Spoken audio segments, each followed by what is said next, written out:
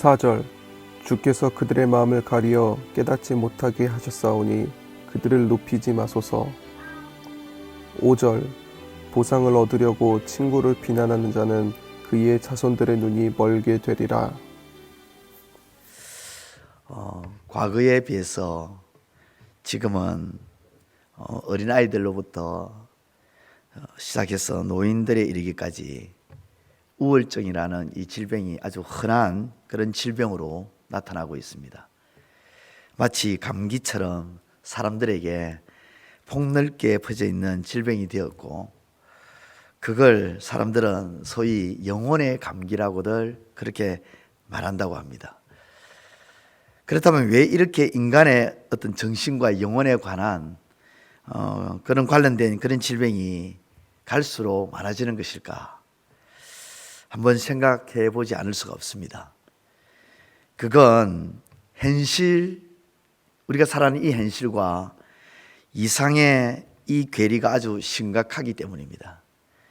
이전에는 모두들 살아가는 방식이 거의 다 비슷했습니다. 주변을 둘러보면 다 같이 가난했습니다. 앞집에도 옆집에도 뒷집에도, 그리고 본인도 다 비슷비슷한 생활 수준이었고, 또 과거에는 가난했기 때문에 거의 대다수가 다 가난한 그런 생활을 했습니다. 다 같이 힘들었고 모두가 형편이 비슷비슷하단 그런 처지였습니다. 하지만 요즘은 그렇지가 않습니다. 사람들의 삶이 다양해졌고 모두가 살아가는 방법들이 다 각양각색들입니다. 그러다 보니 나의 삶이 이제는 비교하고 자꾸만 내 삶과 나의 삶과 다른 사람의 삶이 대조가 되는 것이죠. 그러다 보니까 나만 뒤처지는 것 같고, 다른 사람들은 나보다 더 한 걸음 혹은 몇 걸음 더 앞서 있는 그런 삶을 살아가는 것처럼 보입니다. 나의 이상과 꿈은 저 하늘 꼭대기에 있는 반면에 그 이상을 뒷받침해 주어야 할 나의 지금 현 삶은, 현실은 바닥을 치고 있습니다. 그런데 현실과 이상을 좁혀줄 만한 그런 어떤 기회도 계기도 보이지가 않습니다. 그럴 때 사람들은 어떤 마음이 들까요? 마음이 절망이 일어납니다. 낙심이 일어납니다. 도저히 이 현실을 이겨내기 어려워 보일 때, 그때 사람들은 현실을 회피하고 싶고 또 도피하고 싶고, 그래서 그것이 조금 더 지나치다 보면 정신적으로 분열이 일어나고 영적으로 또 육체적으로 힘들어지게 되는 것입니다. 오늘 본문의 욥도 그런 현실과 어려운 상황을 접하고 있습니다. 그러나 욥이 처해 있는 현실은 아주 심각한 상황인지라 동분서주하지만 좌충우돌하는 그런 가운데 있지만, 그럼에도 불구하고 우리와 조금 다른 그런 모습을 보이고 있는데, 그것은 그런 어려운 상황임에도 불구하고 하나님을 향한 진리의 길을 한 걸음 한 걸음 내딛고 있다는 것, 찾아가고 있다는 것입니다. 그냥 주저앉아 있지 않다는 것이죠. 욥이 힘들어하고 있다는 상황, 욥이 지금 어려움을 겪고 있다는 이야기를 듣고 세 친구가 찾아왔습니다. 욥의 세 친구들이 한 명씩 돌아가면서 욥에게 자신들이 가지고 있는 신앙적인 그런 마음들을 다 표현했습니다. 하지만 그것이 욥에게 위로가 되지 못했습니다. 욥의 표현처럼 너희들은 모두가 재난을 주는 위로자들이구나 라고 표현할 만큼 욥의 가슴에는 오히려 심한 상처가 더해져 버렸습니다. 고통이 더해져 버린 것이죠. 욥의 세 친구가 한 명씩 자기들의 이야기를 표현했고, 욥도 그 이야기를 듣고 자기의 속마음을 이제 표현합니다. 그런 다음 대만 사람 엘리바스로부터 욥에게 자신의 의견을 또 표현하는 그런 식으로 진행되고 있죠. 엘리바스의 말이 끝난 다음에 욥이 자신의 표현하고 있는데 그 표현한 부분이 오늘 17장의 말씀입니다. 이 17장의 말씀을 보면 욥은 거의 어떤 상태냐면 우리가 생각할 때도 거의 분열되었다, 정신이 오락가락한다 하는 그런 모습을 볼 수가 있습니다. 그런데 이것은 완전히 분열된 그런 모습이 아니고 새로운 길을 찾아가는 욥의 신앙의 과정이라고 그렇게 볼 수가 있습니다. 먼저 4절과 5절 말씀을 보겠습니다. 4절요. 제가 읽겠습니다. 주께서 그들의 마음을 가리어 깨닫지 못하게 하셨사오니 그들을 높이지 마소서. 5절. 보상을 얻으려고 친구를 비난하는 자는 그의 자손들의 눈이 멀게 되리라. 욥이 내뱉고 있는 말 중에 가장 지독하고 가장 무서운 말입니다. 이 말은 욥의 새 친구들을 향해서 하는 어떤 말입니까? 저주입니다. 저주. 너희들이 나를 찾아와서 하는 말을 들어보니 나는 도저히 수용할 수 없다. 용납할 수가 없다. 너희들은 내게 고통을 주는 위로자들이다. 재난을 주는 위로자들이다. 그러나 나를 이해하지 못하는 너희들의 자손들이 눈이 멀었으면 좋겠다.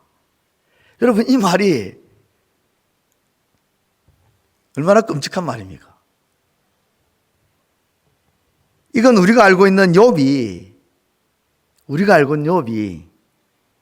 이런 말을 했을까 할 정도로 독한 말을 지금 욥이 내뱉었다는 것입니다.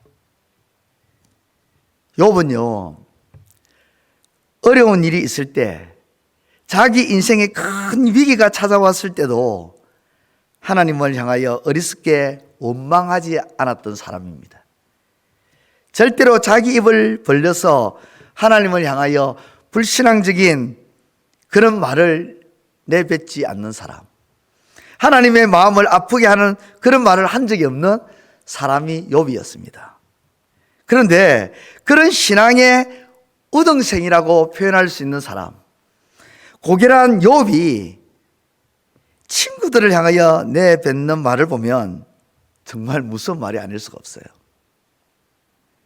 자손들의 눈이, 너희 자식들의 눈이, 너희들의 후손들의 눈이 멀었으면 좋겠다. 사실 친구들에게 대해서 직접적으로 욕을 하는 것보다 이런 저주의 말을 하는 것이 듣는 사람들의 가슴을 섬뜩하게 만들 수가 있겠죠. 이런 욥을, 이런 식의 끔찍한 말, 이 저주의 말을 하는 이 욥을 우리는 어떻게 받아들여야 할까요? 우리가 그 자리에서 이 말을 들었던 친구들의 입장에 있었다면 이런 욥을 우리는 어떻게 이해해야 할까요? 지금 욥은 정상적인 상황이 아니니 이렇게 말을 할 수도 있겠다 생각하고 그냥 이해하고 용납하고 받아주었으면 좋지 않았을까? 그런데 욥의 친구들은 그 다음을 봐도요, 엘리바스가 한 이야기를 한 다음에 욥이 오늘 17장에서 이런 말을 하잖아요.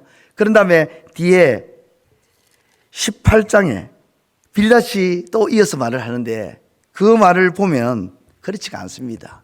이해하는 모습이 전혀 나타나지 않습니다. 욥의 상황을 보고 오죽하면 저런 말을 할까? 전혀 욥의 상황을, 욥의 처지를 조금도 생각하지 않고 있죠. 그걸 염두하고 말을 하는 모습이 전혀 나타나지 않습니다. 욥의 이 말을 진심으로 받고 오히려 이렇게 말합니다. 네가 어떻게 그런 말을 할 수 있느냐? 너의 말을 들어보니 나는 용납할 수가 없다. 오히려 더 독하고 더 강한 어조로 욥을 공격하죠. 이것이 욥의 친구들의 어리석음이고 완악함이고 잘못된 모습들입니다. 혹 우리 주변에 이런 말을 하는 사람들을 본 적이 있다면 이런 독서를 아낌없이 내뱉는 사람들이 있다면 욥처럼요, 우리는 그의 말 액면 그대로를 보지 마시고 지금 그가 얼마나 어려운 상황에 있는지, 힘든 상황에 있는지, 고통 가운데 있는지 그 상황을 한 번 더 되짚어 볼 수 있는 여유가 있기를 우리 주님의 이름으로 축원드립니다. 저 사람이 오죽하면 평소에는 저런 말을 하지 않는데, 신앙생활하는 저 사람이 지금까지 내가 쭉 봤는데 결코 저런 말을 할 사람이 아닌데 오죽하면 저런 말을 할까? 도대체 무슨 일이 일어났기에 저런 말을 할까? 마음에 엉어리진 것이 혹 있다면 풀어내야 될 텐데 하며 좀 더 마음을 한 번 더 짚어보고 헤아려 볼 수 있는 그런 넉넉한 마음을 가질 수 있기를 바랍니다. 욥은 친구들에게 무서운 말을 내뱉는 자기의 마음을, 그 저주스러운 말을 내뱉는 자기 자신을 그냥 그대로 두지 않았습니다. 왜냐하면 어떨 때 보면 정말 멀쩡하고 괜찮은 사람처럼 보이고 있습니다. 9절 말씀 함께 읽겠습니다. 9절 시작. 그러므로 의인은 그 길을 꾸준히 가고 손이 깨끗한 자는 점점 힘을 얻느니라. 이런 말을 할 때 욥을 보면요, 정말 괜찮은 사람처럼 보입니다. 4절과 5절처럼 그렇게 말했던 사람일까? 이 정도의 말을 할 것 같으면 그건 아주 훌륭한 신학자 정도의 수준을 보이고 있습니다. 그리고 괜찮은 목회자가 말을 할 만한 그런 말을 하고 있습니다. 이럴 때 정상적인 사람처럼 보이죠. 이랬다가 이제는 희망이 없는 밑바닥을 치는 욥의 모습을 또 보입니다. 15절과 16절 제가 읽도록 하겠습니다. 나의 희망이 어디 있으며 나의 희망을 누가 보겠느냐? 우리가 흙 속에서 쉴 때에는 희망이 소울의 문으로 내려갈 뿐이니라. 희망이 지옥에까지 다다랐다. 나는 희망이 없다. 이렇게 고백합니다. 욥이. 이제 자기 인생에는 도저히 희망을 찾아볼 수 없다고 지금 욥이 말을 하고 있는 것이죠. 우리가 욥의 이런 절망적인 모습을 보면 마치 왼쪽으로 완전히 치우쳤다가 다시 오른쪽으로 확 치우치는 그런 모습을 보이고 있는 것이죠. 하늘 꼭대기에 갔다가 땅 밑바닥에 완전히 곤두박질 치는 그런 모습을 보이고 있는 것이죠. 그런 좌충우돌하는 모습을 지금 욥이 17장에서 보이고 있는 것입니다. 욥의 말을 가만히 이렇게 들여다보면요, 괜찮은 것 같다가도 비정상적인 것 같고, 혹시 이 사람이 정신적으로 문제가 있는 것이 아닐까? 정신분열증, 아까 제가 앞서 서두에도 언급했던 것처럼 혹시 우울증에 걸린 것이 아닐까? 그런 생각이 들 정도입니다. 그러나 우리는 욥의 지나온 삶의 여정을 1장에서부터 쭉 살펴보았습니다. 잘 알고 있어요. 하나님을 향하여 어리석게 원망하지도 않다가 입을 벌려 자기의 생애를 저주하기도 하고, 친구들에게 자기의 모습을 토로하다가도 하나님 앞에 어찌합니까? 기도하며 아뢰다가 또 자신의 있는 그 모습 그대로 하나님께 아뢰기도 하고, 이제는 욥이 길을 찾아가는 그런 귀한 모습도 또 보여주기도 합니다.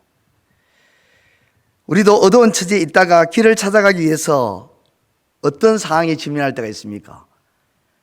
그때 넘어지기도 하고 부딪히기도 하죠. 그러나 이런 과정을 거쳐서 하나님을 향하여 한 걸음 한 걸음 나아가다 보면 그 어려운 문제들도 해결되어지고 그 힘들었던 고통들도 다 사라지게 되는 것이죠. 사람들이 볼 때는 욥이 정신병 걸린 사람처럼 보일 수 있습니다. 그러나 그는 하나님 앞에서 이런 발부둥을 치면서까지라도 하나님 앞에 새로운 신앙의 길을 찾아가려고 노력하는 욥의 그 귀한 모습이 지금 나타나고 있는 것이죠.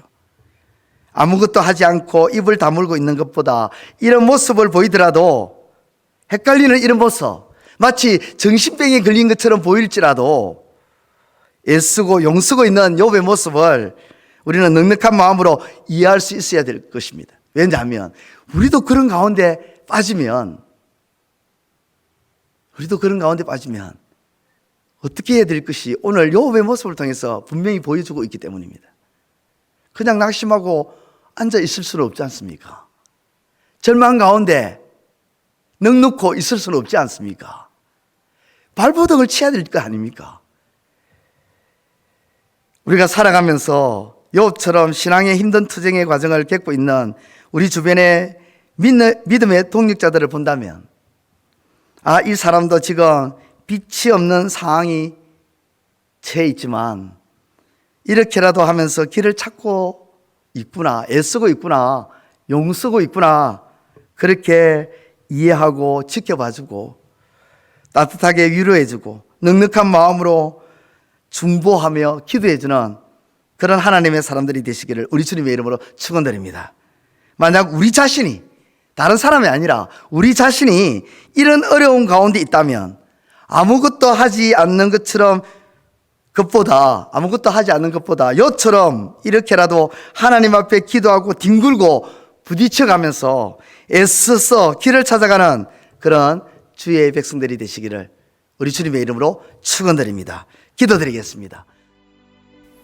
이제 오늘 받은 말씀으로 함께 기도하겠습니다.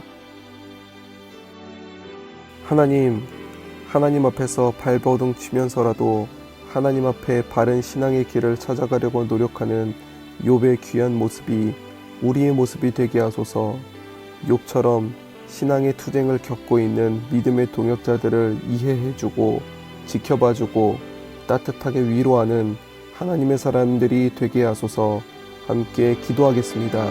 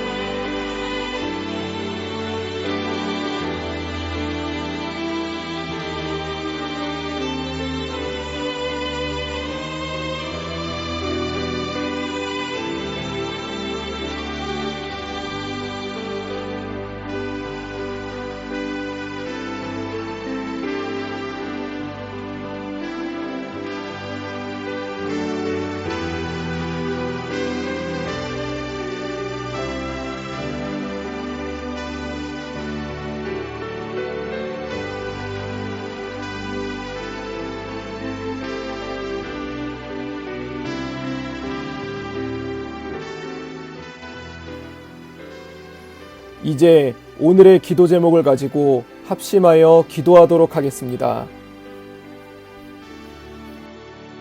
첫 번째 기도 제목입니다. 오늘은 4월 마지막 날입니다. 이번 한 달 하나님 안에서 살아가는지 돌아보고 다가오는 가정의 달 5월에는 더욱더 주님 앞에 살아가는 우리 교회가 되게 하옵소서. 함께 기도하겠습니다.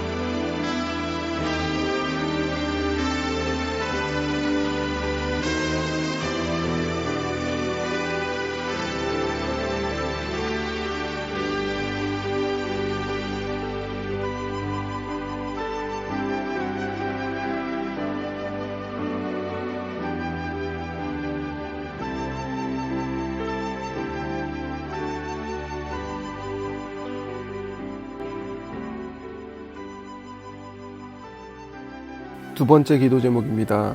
목요일에 수술을 받았던 김영찬 형제가 수술을 잘 마쳤습니다. 하지만 회복의 문제가 남아 있습니다. 수술 후에 생길 수 있는 합병증을 주께서 보호하여 주시고 통증으로 힘들어하고 있는 영찬 형제에게 새로운 힘을 더하여 주시옵소서. 함께 기도하겠습니다.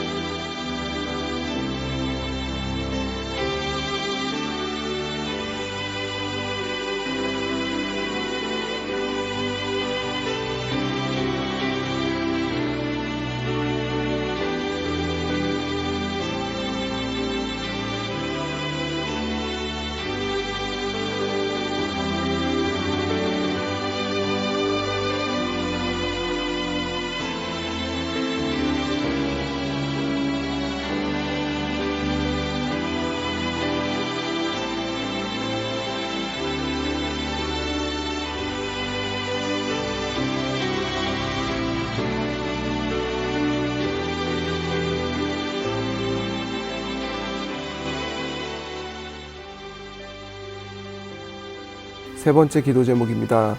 내일 오후에는 유치부 유초등부 헌신 예배가 있습니다.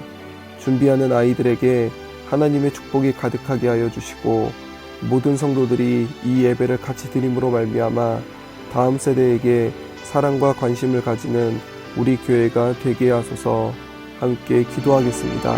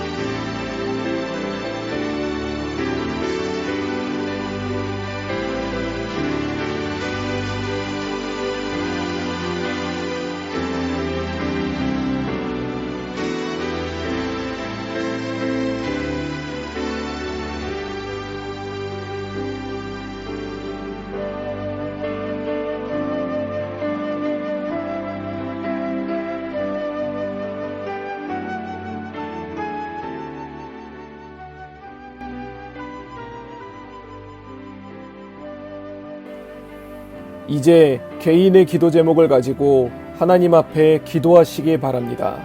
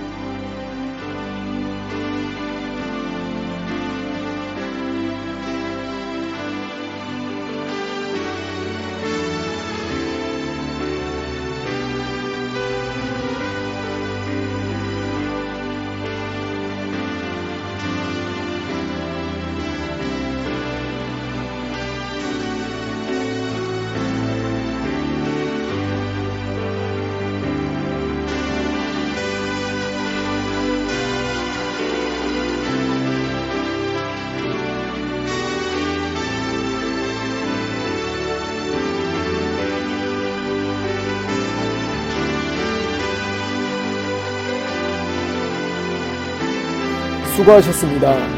오늘도 하나님의 인도하심 가운데 승리의 하루를 보내시는 우리 재건부평교회 모든 성도님들이 되시기를 주님의 이름으로 축복합니다.